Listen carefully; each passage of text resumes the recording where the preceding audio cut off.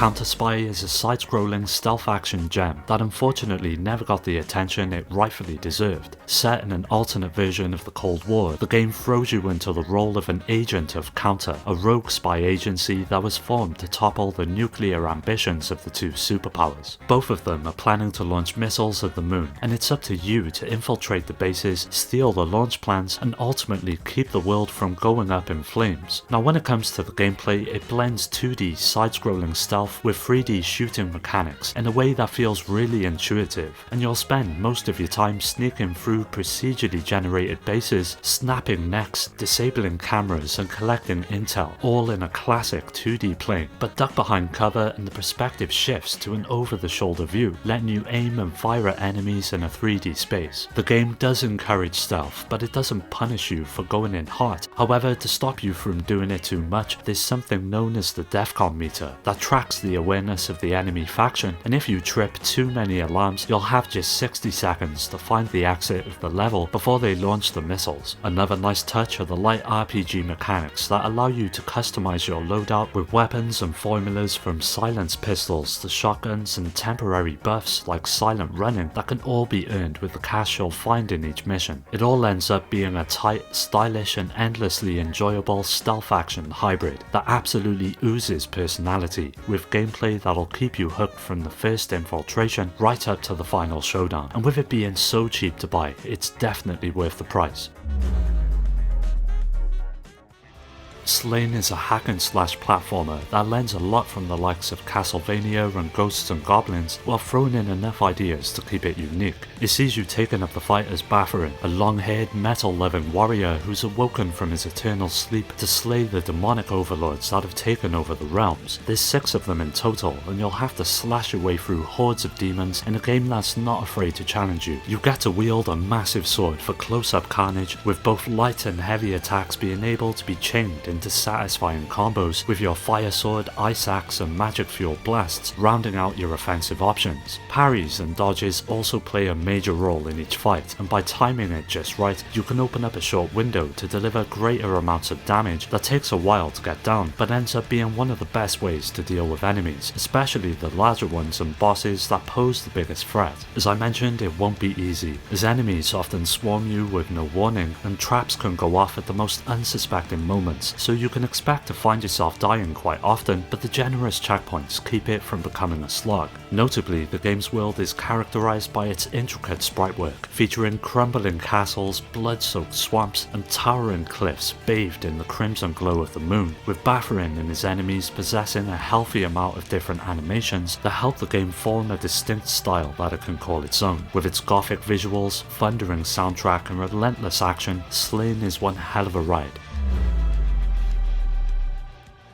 Developed by Arc System Works, the same minds behind Guilty Gear and BlazBlue, Granblue Fantasy Versus brings the beloved RPG into the fighting game arena with some rather awesome results. At the heart of the game is its RPG mode that offers a huge single-player campaign to work through as you follow Gran and team up with his crew to take on a sinister plot designed by a shadowy force threatening the realm. While not quite possessing the same depth as their other games, the fighting system is welcoming for newcomers, with each character possessing a light, medium and heavy attacks, as well as a selection of special moves that can be pulled off with a simple button press, while super moves and chain combos deliver the usual flair you'd expect from Arc System. Beyond the RPG mode, you've got several other options such as Arcade that offers a quick fix and escalating difficulty, as well as Versus that can be either local or online, adding plenty of different ways to play the game. Of course, one of the most impressive aspects though are the visuals, and it's all rendered in a cel-shaded aesthetic, with each of the characters getting a load of detail, with flowing capes, gleaming swords and effects that stand out against the lush dynamic backgrounds that help bring life to each and every encounter. Most importantly, the action holds steady at 60 frames per second, an absolute must for fighting games, allowing you to deliver each blow and combo without any dips in the action. So whether you're a Granblue fan or just fond of fighting games in general, Versus is a stylish showdown that'll hook you from the first hit. Originally a cult hit on the Dreamcast that released well after the console's lifespan in 2015, this HD remaster polishes the experience and captures the spirit of 90s arcade shooters, but adds enough style and flair to feel fresh. Like many shooters, the story is pretty bare bones and sees you being dispatched to Mars to save its colonies from Shira, a rogue AI that was originally designed to protect them but is now hell-bent on their destruction. When it comes to gameplay, it's vertical scrolling bullet hell, and you get the choice of one of 3 different ships as you tackle up to 5 stages of relentless waves of enemies and projectile patterns that'll test even the most proficient of players out there. Thankfully, the controls are simple, with one button unleashing a widespread of fire for crowd control, while another focuses your shots into a powerful beam, with the third providing you with a screen-clearing bomb to bail you out of tight situations. When compared to the original on the Dreamcast, the performance is much better, and it's all presented in 1080p with a rock-solid 60 frames per second, ensuring the action remains buttery smooth. The sprite work itself is a huge highlight, as the ships, enemies and projectiles pop against the vibrant backgrounds, and their designs are varied and satisfying to shred, from swarming drones to larger-than-life bosses that fill the entire screen with mayhem. In terms of replayability, each run will likely last about half an hour, but it's within the score-chasing loop where the game's appeal lies, as well as a pretty decent co-op mode that amps up the chaos even further, and for such a low price of entry, it's a great little shooter that delivers hours of fun, so if you can catch it on sale for even lower, this one's a no-brainer.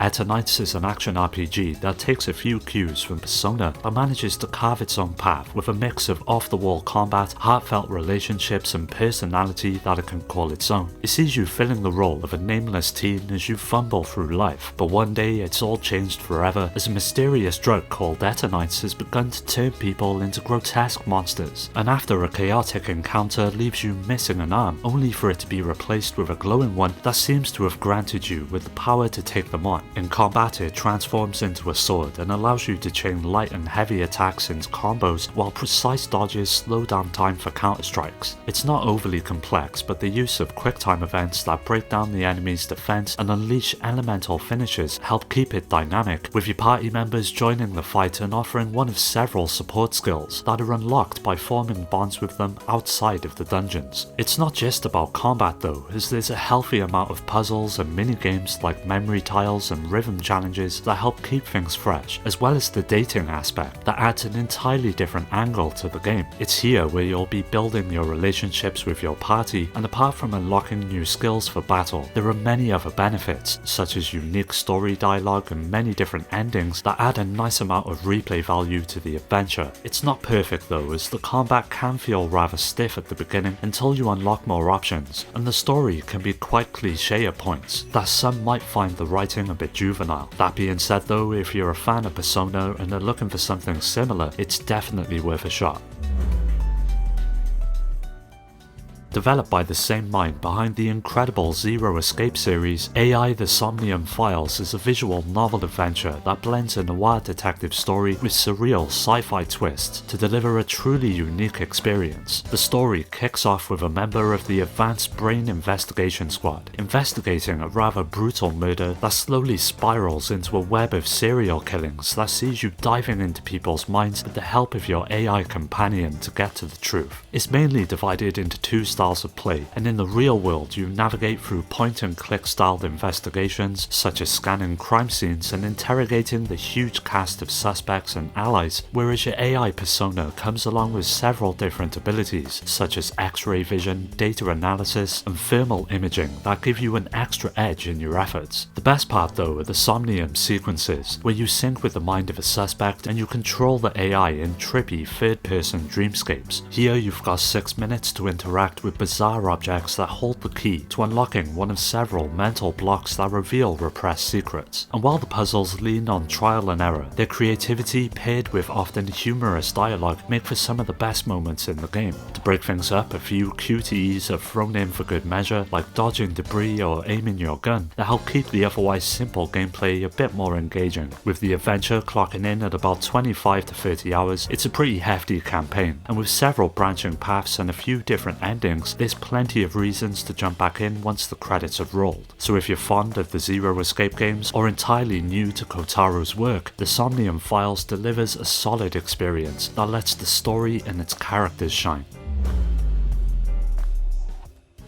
Slave Zero X is a prequel to a rather lesser known Dreamcast game that released in '99, and this time around it ditches the mech-heavy third-person shooting of the original for a visceral sword-swinging beat-em-up that's as punishing as it is rewarding. Set 5 years before the first game, it drops you into the neon-drenched city of S19, a huge dystopia ruled with an iron fist, as you assume the role of Shao, a member of the resistance group known as the Guardians, who merges himself with a biomechanical suit of armor, and your mission is to take down the rulers of the city, with the story being quite straightforward, but with enough depth and grit that it doesn't end up feeling like an afterthought. Of course, at the heart of the game is the combat, that ends up being a brutal mix of swordplay, explosives, and acrobatics, with your katana being your primary tool for chaining light and heavy attacks into combos that are easy to pull off once you master the rhythm. You've also got dodges, parries, and air juggles that let you dance around enemies, while a burst meter filled by landing hits unlocks something known as Fatal Sync,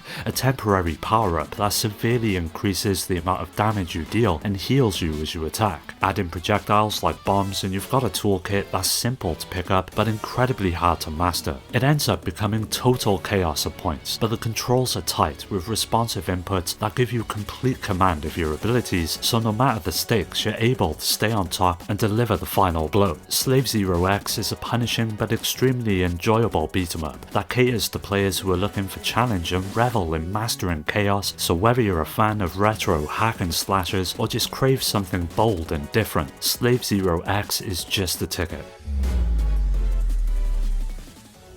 Remothered Broken Porcelain is a survival horror that dives headfirst into a chilling mix of psychological scares, stealth gameplay, and a truly gripping narrative that'll keep you guessing from start to end. It follows Jennifer, a rebellious teen thrown out from a girls' school who's forced to work as a maid in an unsettling manor known as the Ashman Inn. What begins as a somewhat mundane existence soon spirals into a nightmare as she starts to discover the sinister secrets tied to the people who work there, as well as her fragmented past. Now, the gameplay is your classic survival horror fare that sees you exploring the mansion whilst blending stealth with resourcefulness into a cat and mouse setup that sees you being relentlessly stalked by mysterious figures that force you to sneak through the shadows and solve various environmental puzzles to make it out alive. One of the best ways to deal with the dangers that lurk in the dark is the crafting system that lets you combine items that you find into traps and diversions that give you a fighting chance of survival. For an indie game, the presentation is off the charts, and it successfully creates a moody atmosphere full of decrepit corridors and dusty halls that amp up the scare factor and absolutely ooze dread as you slowly make your way through the dark and cold environment. The grotesque designs of the enemies add a genuinely unnerving quality to the game, as well as subtle audio cues like the stalker's breathing that heighten the tension. Although it can be a bit rough around the edges, Broken Porcelain shines thanks to its compelling cast of characters and touching story, with its heart-pounding gameplay making it a true standout for horror fans, so if you've never got around to playing it when it released, now would be the perfect time. Deadlink is a first-person shooter that's set in a gritty, dystopian future and sees you piloting a series of robotic combat shells as you infiltrate one of the many corporations that run the world. What makes it stand out is the incredibly fast gameplay that's clearly drawn inspiration from the likes of Doom, and there's not one moment where you should be standing still, as you've got a variety of abilities such as double jumps, grappling hooks, dashes, and teleports to keep the action flowing, as well as a whole host of different weapons to keep the cybernetic Yakuza and spider-like drones at bay. The combat shells I mentioned earlier each come along with unique weapons and abilities that can drastically alter your playstyle, and there's 4 of them in total, from the soldier to hunter, engineer, and the juggernaut. Of course, they can all be improved upon over the course of the game, and by taking out enemies and completing missions, you'll earn XP, and this is where the rogue elements come into play. Upon your death, you're sent back to base, where you can purchase permanent upgrades from boosted health to enhanced abilities, as well as take advantage of something known as the implant system that offers temporary buffs per run and increases your chance of surviving the chaos. One area where the game truly shines is with its visuals, and the cyberpunk aesthetic, neon lights, sleek robots and blood-splattered arenas all run incredibly smooth, even on the base model, with only occasional frame dips during some of the more intense firefights. So whether you're a fan of Doom's carnage, Hades' replayability, or just a sucker for cyberpunk flair, then Deadlink will be right up your street. Fairy Tail brought Hiro Mishima's beloved manga and anime to life on the PS4 in a traditional turn-based JRPG that stays true to the source material and shines as a heartfelt tribute to the series. The story picks up as the formidable Fairy Tail Guild face off against their longtime rival Hades, and after a short time jump they return to find their home in ruin, setting the stage for a quest to regain their former glory. As with most RPGs, your time will be split equally between exploring the vast world as well as battling it out with one of the many different opposing forces throughout the kingdom. Here the battle system strikes the perfect balance between simplicity and strategy and sees each encounter taking place on a grid where your positioning matters just as much as your power. As you would expect, you've got a suite of different moves and abilities at your command, from Natsu's fireballs to Lucy's celestial summons that deliver all kinds of devastating damage on the enemy, and having the option to map these skills to the face buttons makes it an absolute breeze to deal with each fight. Adding a bit of nuance to the system is the option to chain attack, and this comes in handy during some of the more challenging moments in the game, ensuring you've got a chance to overcome some of the more unforgiving monsters or bosses that pop up throughout the adventure. Now when talking about Fairy Tail, there's absolutely no way that you couldn't mention the visuals that are by far some of the most impressive on the console. It's almost like watching an episode of the show, with the fiery explosions, icy shards and celestial beams adding a real intensity to each fight, as well as the lush environments from forests and dungeons that contribute quite well to the world's overall aesthetic. Overall, even if you've never seen the show or read the manga, Fairy Tail is one of the best overlooked RPGs on the PS4. Well, that does it for another video. Keep an eye out for the next part, as that will be coming up soon, so don't forget to subscribe and hit that bell to get notified about new videos. You can follow me on all of the socials, which are linked below, to stay up to date, and also join my growing community on Discord to meet many like-minded gamers to continue the conversation with. I'd like to give a special shout out to my Patreon supporters: Rhino, Skill Jim, Shuden, Richard, Amy, Daniel, Dio, Omar, Strider, Pierre, Carl, Awesome Jacket Dude, Maximus, Scott, Alfred, Terry, Ryan, Alex, GameCube Galaxy, Curse Salaryman, Fake and Paddy J for their continued support that helps make these videos possible. If you're interested in joining the Discord or supporting the channel through Patreon, you'll find all of these links down below. As always, thanks for taking the time to check the video out. I'll catch you next time.